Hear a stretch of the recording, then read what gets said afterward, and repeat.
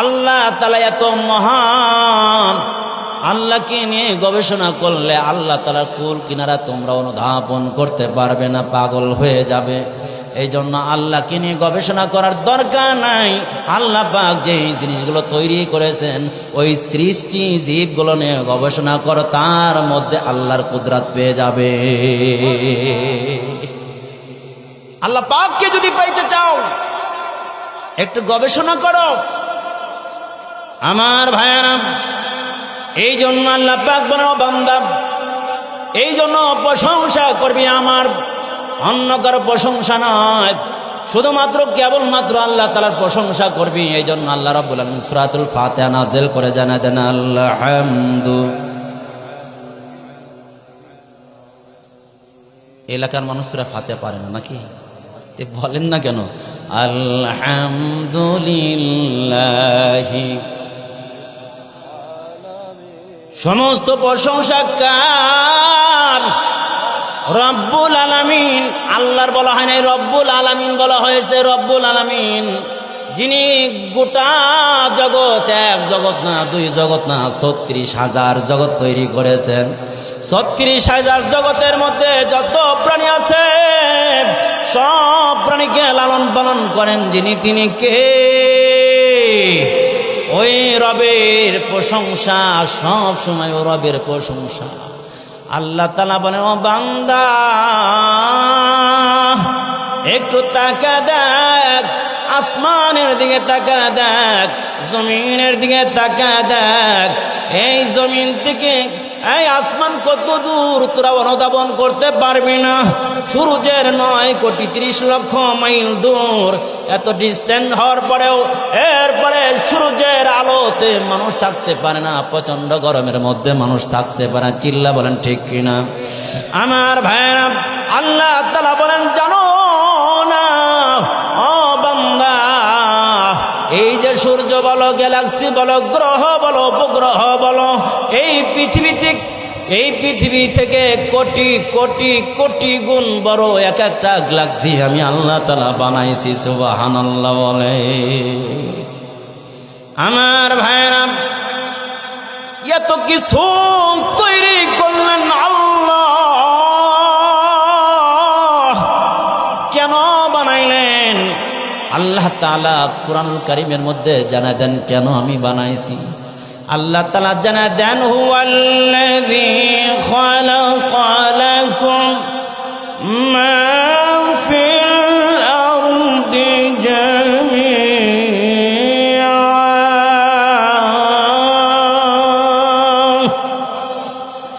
আল্লাহ তাআলা ডেকে ডেকে বলে, ও বান্দা, এই ধরাতলে যা কিছু তৈরি করেছি লাকুম, তোমাদের কল্যাণের জন্য আমি বানাইছি। কাদের কল্যাণের জন্য? মানুষের কল্যাণের জন্য আল্লাহ বানাইছেন। আল্লাহ রাব্বুল আলামিন ডেকে বলে, ও বান্দা, তোরা যদি প্রশ্ন করস তাহলে তোদেরকে কার জন্য বানাইছি? ও বান্দা, তোদের জন্য সব বানাইলাম। তোরা হলি এই দুনিয়ার জন্য বর স্বরূপ। বর যদি না থাকে তাহলে দেখবেন বরের লগে আমার ভাইরা হাজার হাজার বর যাত্রী আছে, কিন্তু বর নাই, বলেন খাবার দিবে, বসতে দিবে। তদ্রূপ ভাবে এই দুনিয়ার মুসলমান এক একজন বর সমতুল লোক, এক একজন মুসলমান থাকবে। লা তাকুমুস সাআ হাত্তা ইউকালা ফিল আরদি আল্লাহু আল্লাহ। এই যতক্ষণ পর্যন্ত একজন কামেল মুমিন থাকবে, আল্লাহ আল্লাহ বলনেওয়ালা থাকবে, ততদিন পর্যন্ত সূর্যের জায়গায় সূর্য থাকবে, আসমানের জায়গায় আসমান থাকবে, জমিনের জায়গায় জমিন থাকবে। চিল্লা বলেন ঠিক কিনা আমার ভাইরা? আপনাদের কষ্ট হচ্ছে না তো? চলতে থাকলে কিছুক্ষণ ইনশাআল্লাহ। আমার ভাইরা, এই ভাইয়ে ওই যে ছোট্ট বাচ্চারে নিয়ে ওর,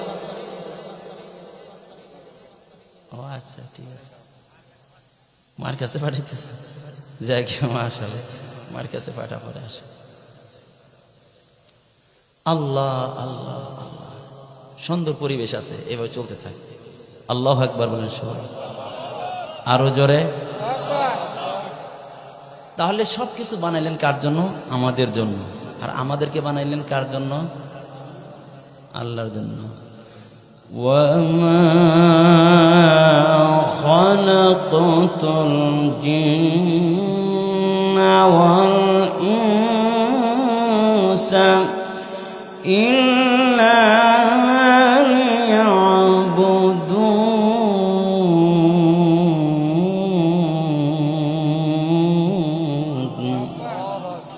আল্লাহ পাক আমাদেরকে কার জন্য বানাইছেন? তার নিজের জন্য বানাইছেন। সুবহানাল্লাহ বলে।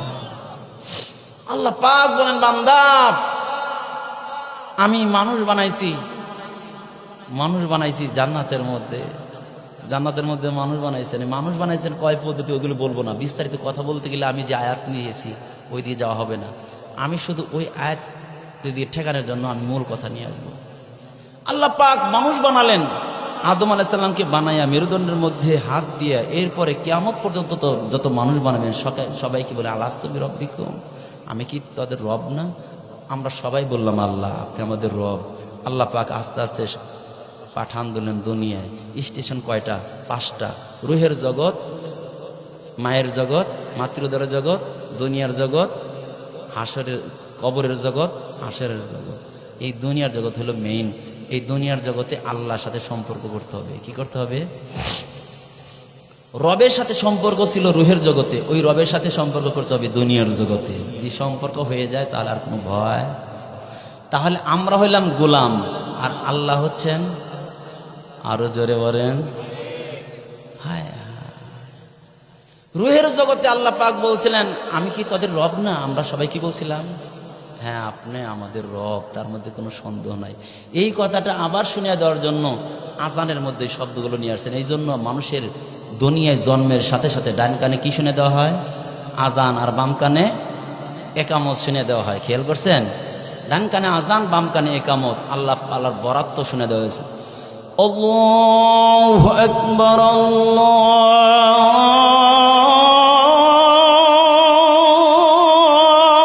আকবার, আল্লাহু আকবার।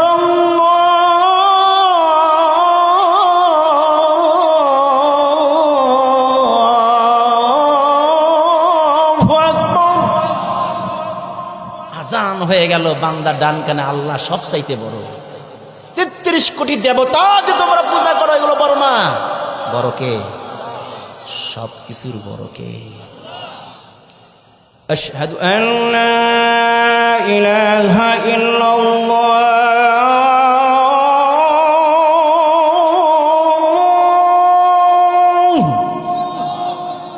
আল্লাহ আমরা সাক্ষ্য দিছি তুমি ছাড়া কেউ মাবুদ নাই। সুবহানাল্লাহ বলেন।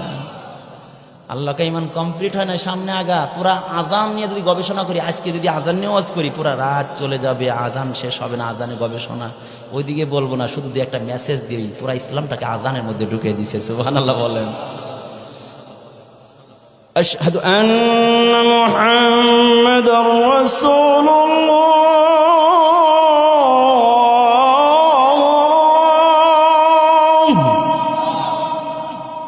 আমরা সাক্ষ্য দিচ্ছি মুহাম্মদ সাল্লাল্লাহু আলাইহি ওয়াসাল্লাম আল্লাহ তাআলার প্রিয় পয়গম্বর এবং বান্দা ও রাসূল। সুবহানাল্লাহ।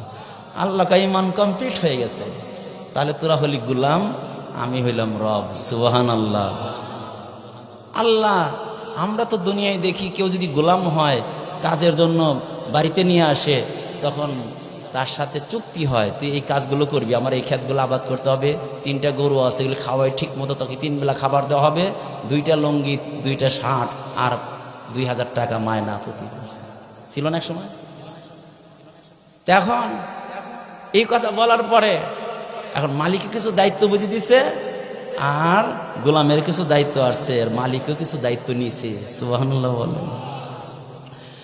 আল্লাহকে ডেকে বললাম মালিক আমরা কি করব? আমরা গোলাম, বলেন দেখি আমরা কি করব? মালিক। আল্লাহ তাআলা ডেকে বলে তাহলে সামনে আগা, সামনে আগা। কি দায়িত্ব? কি দায়িত্ব? সামনে দায়িত্ব দেওয়া হয়েছে হাইয়া আলাস সালাহ।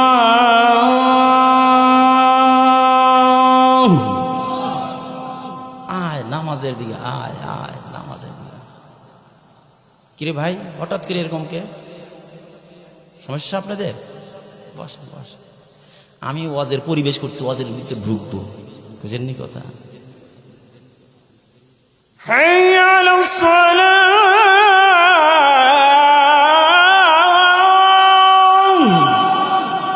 আয় বান্দায় নামাজের দিকে আয়, নামাজ পড়া তোর দায়িত্ব।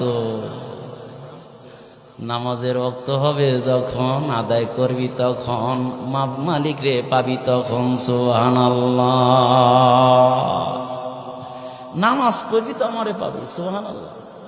মুরব্বীর সামনে আসলে ভালো হয় না? আপনাদের চেহারা দেখলে এই লাইন আগে বসেন, আগে আসেন, আসেন আরেকটা চেয়ার আগে নিয়ে আসেন। হ্যাঁ মাশাআল্লাহ, সুন্দর দেখাবে। হ্যাঁ আপনি ওই চেয়ারটা নিয়ে আগে আসেন, মুরব্বী আসেন, আগে আসেন, এই যে চেয়ার খালি আছে, আসেন আসেন, এখন আসেন আসেন। আচ্ছা ঠিক আছে ঠিক আছে ঠিক আছে, মাশাআল্লাহ মাশাআল্লাহ। আচ্ছা ঠিক আছে। এই নামাজ পড়, নামাজ পড়লে আল্লাহ নামাজের দায়িত্ব দিলেন, নামাজ পড়লে কি দিবেন প্রশ্ন হয় না? এরপর আজানের মধ্যে বলে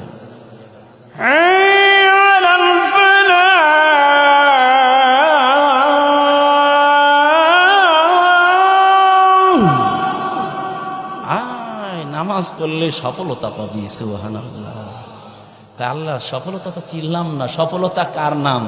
একটা সুন্দর নারী, পাঁচতলা বাড়ি, একটা পাজারু গাড়ি, তাহলে কি সফলতা? কি তাহলে সফলতা কিসের নাম? সফলতা কিসের নাম আমি সহজে বুঝাই দেই। এখান থেকে রওনা করলেন ঢাকার দিকে, প্রাইভেট কার নিয়ে গেছেন, সারাদিন কাজ করে এরপরে বাড়িতে সুন্দরভাবে ফিরে আসছেন। এখন যদি বাড়িতে সুন্দরভাবে ফিরে আসতে পারেন তাহলে আপনার কি হইল? সফরটা সফল হইল। কিন্তু এখন বাড়িতে আসার আগেই রাস্তায় নাগরপুর বা টাঙ্গাইল থেকে আপনার একটা গাড়ির লগে লাগাই দিয়ে আপনার গাড়ি ভেঙে গেছিল, সুরমার হয়ে গেছে, হাত পাও ভেঙে আপনি হসপিটালে, আর আপনার গাড়ি গেছে গ্যারেজে, তাহলে কি সফর সফল না বিফল? আমি আপনি রওনা হলাম জান্নাত থেকে। হযরত আদম পয়গম্বর কে জান্নাতের মধ্যে আল্লাহ পাক বানাইয়া বললেন, আমার ভাইরা আদম পয়গম্বরকে দুনিয়ায় পাঠায় দিলেন। আদম পয়গম্বরের যত সন্তান সবাইরে দুনিয়ায় পাঠায় দিলেন। আবার পরে নয়, আদম পয়গম্বরকে জান্নাতের মধ্যে ঢুকায় দিলেন। এরপরে আমার বন্ধুরা দুনিয়ার জগতে মাতৃ উদার হইয়া দুনিয়ার জগতে আসলাম। দুনিয়ার জগৎ হইল আর দুনিয়া দারুল ইমতিহান, দুনিয়ার জগৎ চলো পরীক্ষার হল। এই পরীক্ষার হলটা কখন পর্যন্ত থাকবে? যতক্ষণ নিঃশ্বাস থাকবে। আমার ভাইরা এই দুনিয়া থেকে যখন বিদায় হয়ে যাব, কবরের জগৎ যখন চলে যাব, তখন ওয়েটিং রুম, সেখানে বান্দার জন্য বান্দার আমলনামা তৈরি করা হবে। বান্দা যা পরীক্ষা দিয়েছে বান্দার রেজাল্ট কার্ড তৈরি করা হবে। আল্লাহ পাক বলেন, কেউ যদি জাহান্নামে না হইয়া সরাসরি জান্নাতে ঢুকতে পারলো সে সফল হয়ে গেল। সুবহানাল্লাহ। এই সফলতা যদি অর্জন করতে হয় তাহলে কয়েকটা কাজ করতে হবে আর কয়েকটা কাজ ছাড়তে হবে। বুঝে আসছে কথা? কয়েকটা জিনিস ধরতে হবে, কয়েকটা জিনিস ছাড়তে হবে। এক নাম্বার হলো ঈমান ধরতে হবে, শিরক ছাড়তে হবে। বুঝে আসছে কথা? এক নাম্বার নেক আমল করতে হবে, বেদাত বর্জন করতে হবে। বুঝে আসছে কথা? তাহলে আমার ভাইয়ারা, যেই রূপ ভাবে বান্দার রোগ আছে, শরীরে রোগ আছে, বান্দার কি আছে? রুহেরও রোগ আছে। আছে না নাই? আছে। ওই রুহের রোগের মধ্যে এক নাম্বার রোগ হলো অহংকার। এক নাম্বার, জোরে বলেন। অহংকার করলে বান্দা জান্নাতে যাইব না জাহান্নামে যাইব? আল্লাহ রসুল বলেন, যার অন্তরের মধ্যে শস্যের দানা পরিমাণ অহংকার থাকবে সে জাহান্নামে যাবে। কই যাবে? জাহান্নামে যাবে। আমার ভাইরা খেয়াল করে শুনবেন, অহংকার কাকে বলে এটা আগে বুঝতে হবে। অহংকার হচ্ছে অন্যের তুলনায় নিজেকে ভালো মনে করা। অন্যের তুলনায় নিজেকে ভালো মনে করা, যে অন্য খারাপ, আমি ভালো, আমি বড়, আমি বুঝি, আমার সে ভালো কেউ বোঝে না, আমার সে কেউ টাকা বেশি নাই, আমার সে কেউ দামি নাই, আমি সবচেয়ে ভালো। এই যে এই প্রবণতা, এটা খুব খারাপ। এই জন্য আল্লাহ রসুল দোয়া শিখে দিয়েছেন, আল্লাহুম্মা জাআলনি ফি আইনি সাগীরান ওয়া ফি আয়ুনিন নাসি كبيرا আল্লাহ রাসূল দোয়া শিখে দিছে, হে আল্লাহ আমার নজরে আমারে ছোট বানায় দাও, মানুষের নজরে আমাকে বড় বানায় দাও। সুবহানাল্লাহ।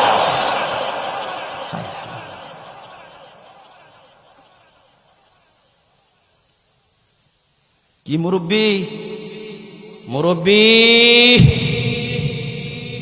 এই যে আমার দিকে একটু আমার দিকে খেয়াল করেন, কি হয়েছে?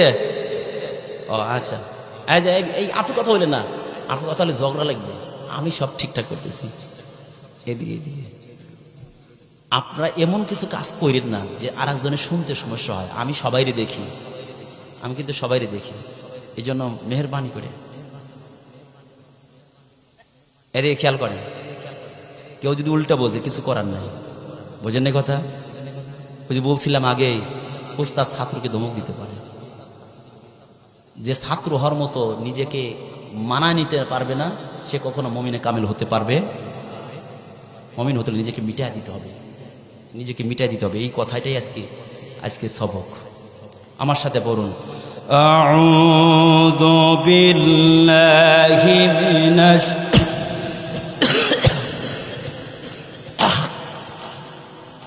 بسم الله وإذ قال موسى لفتاه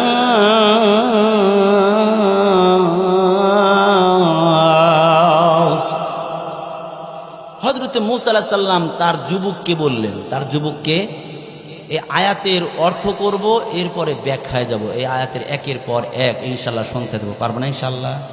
আপনারা রাগ করছেন? কেউ মুরব্বী রাগ করছেন? আপনি আমার উপর রাগ করছেন? রাগ করে হযরত মূসা আলাইহিস সালাম তার যুবককে বললেন, লা আবরাহু, আমি চলতেই থাকবো, হাত্তা আবলুগা মাজমাল বাহরাইন,